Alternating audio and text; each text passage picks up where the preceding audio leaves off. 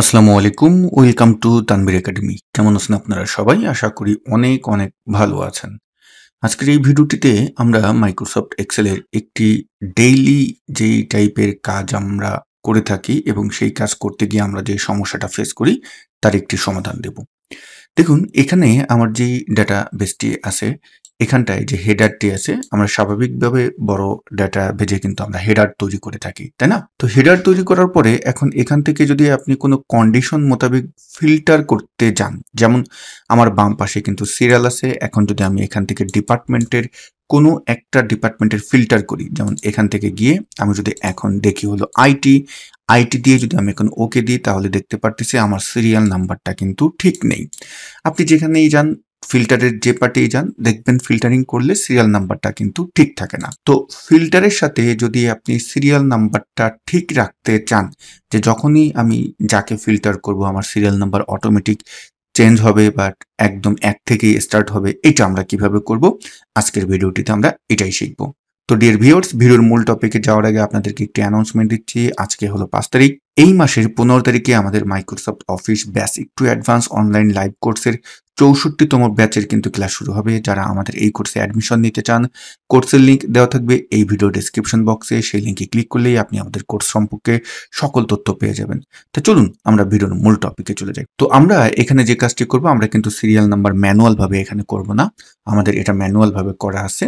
তো আমরা এখানে সিরিয়াল নাম্বারের যেই নাম্বারগুলো আছে এগুলো আমি এখন ডিলিট করে দিচ্ছি।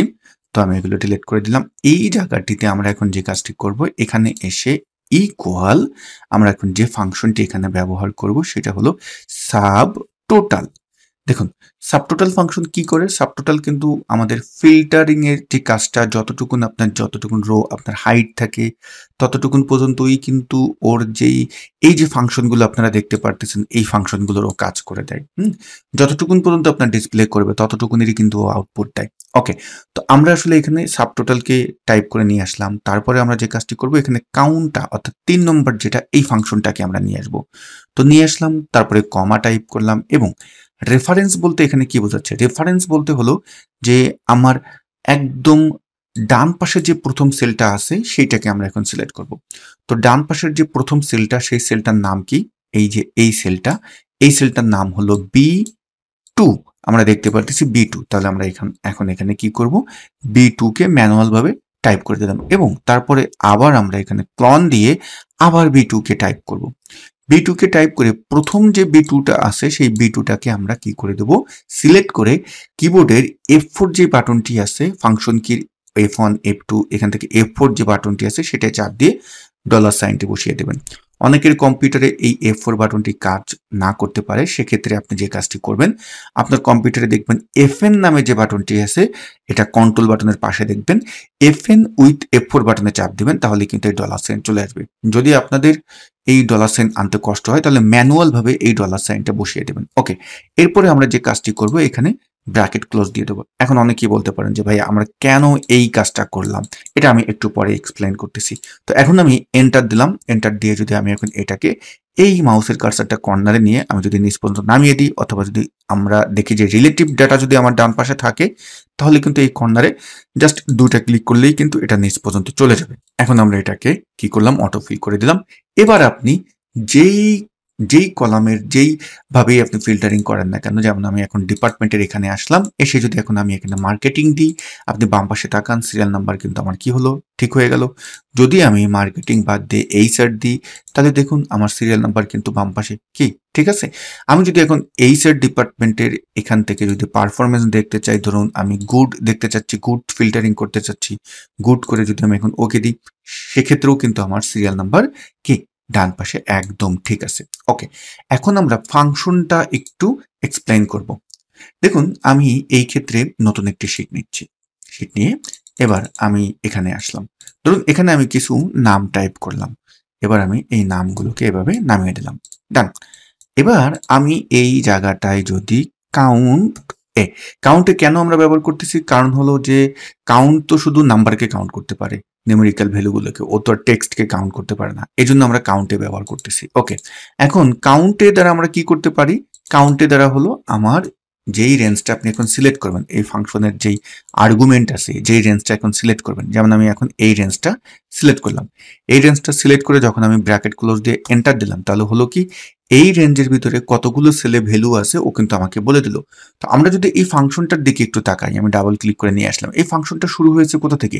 C2 থেকে, অর্থাৎ এই জায়গা থেকে, এবং এই ফাংশনটা শেষ করেছে কোথায়?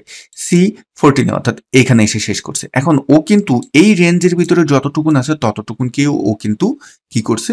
গণনা করছে যে কতজন, মানে কতটা সেলে ভ্যালু আছে। ওকে, এখন একটা জিনিস যদি এখানে একটু ভাবেন, যে আমি যদি এই C2 তারপর এখানে গিয়েও যদি আমি এখন C2 দিয়ে দিই, অর্থাৎ এই প্রথম যে সেলটা, ও শুধু কিন্তু এই সেলটাকে নিল, তাহলে এই কাউন্টের ফাংশন আমাকে কয়টাকে কাউন্ট করবে? আমরা যদি এখন এন্টার দিই তাহলে কিন্তু দেখতে পারতেছি ও কিন্তু একজনকে কাউন্ট করতেছে।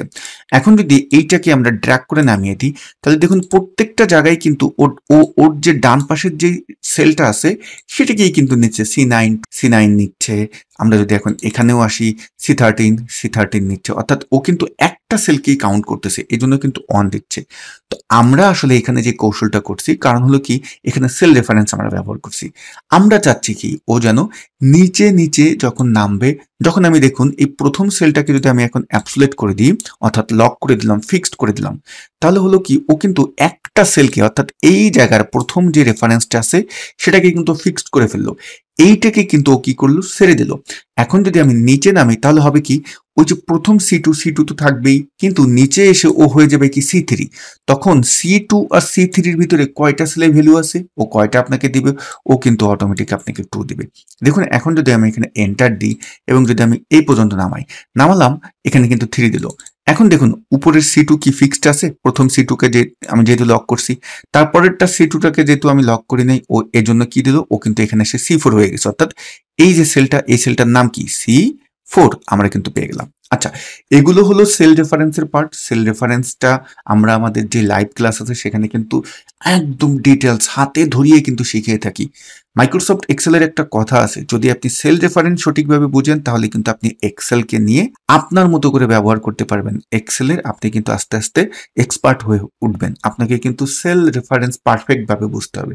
তো আমি এই জায়গাটায় কাউন্টের যে পার্টটা আছে সেটা এক্সপ্লেইন করলাম। এখন দেখুন আমি যদি একদম এটাকে নিচ পর্যন্ত নামিয়ে দিই তাহলে ব্যাপারটা কি ঘটলো? আমি যদি এখানে আসি, ওই যে প্রথম C2 সেটাকে যেহেতু লক করে দিচ্ছি, আমি কিন্তু এখানে শুধু ব্যবহার করেছিলাম, আমি কিন্তু কাউন্টের ভিতরে এই রেঞ্জটা ফুল নিইনি, তাহলে ও কিন্তু আমাকে সেইভাবে আউটপুটটা দিল। তো ডিয়ার ভিউয়ার্স, আসলে মাইক্রোসফট এক্সেল আপনি কয়েকটা টিপস এন্ড ট্রিক্স দেখেই যে শিখে ফেলবেন ব্যাপারটা কিন্তু এমন না। এক্সেল আসলে একটা সমুদ্র। তো আমরা আমাদের লাইভ কোর্সের ভিতরে আমি আপনাদেরকে গ্যারান্টি দিয়ে বলতে পারি, যতগুলো টপিকস, যতগুলো ফাংশন, যতগুলো আমরা প্র্যাকটিক্যাল কাজ আপনাদেরকে করিয়ে দেখিয়েছি, বাংলাদেশের কোনো ট্রেনিং সেন্টারে এতগুলো টপিকস নিয়ে আপনি কখনো কোনো কোর্স পাবেন না। এবং এখানে আমার নিজের ক্যারিয়ারের অভিজ্ঞতা আমি শেয়ার করেছি, কারণ আমার প্রফেশনাল ক্যারিয়ার আমি 15 বছর ধরে কিন্তু আমি চাকরি করেছি, আমি বিভিন্ন প্রতিষ্ঠানে জব করেছি। এখানে আমার রিয়েল লাইফের যে অভিজ্ঞতাগুলো সেগুলো আছে, কিভাবে আমি কাজ করেছি। পাশাপাশি আমি যেহেতু গত 7 বছর ধরে ট্রেনিং দিচ্ছি, আমি বিভিন্ন বড় বড় প্রতিষ্ঠানে কর্পোরেট ট্রেনিংও কিন্তু আমি দিয়েছি। তো সেখানের যে অভিজ্ঞতা আছে সেগুলো কিন্তু আমি এই লাইভ কোর্সে শেয়ার করেছি, অর্থাৎ আপনারা এখানে কিন্তু একটা প্যাকেজ পাবেন। তো আশা করি যারা ফ্রেশার এবং যারা নতুন চাকরি করতেছেন বা যাদের অলরেডি চাকরির ভালো অভিজ্ঞতাও আছে, তারা চাচ্ছেন এক্সেলের আপনি রাজত্ব করতে, আপনি আমাদের এই কোর্সে অ্যাডমিশন নিতে পারেন। সবাই ভালো থাকবেন। আসসালামু আলাইকুম।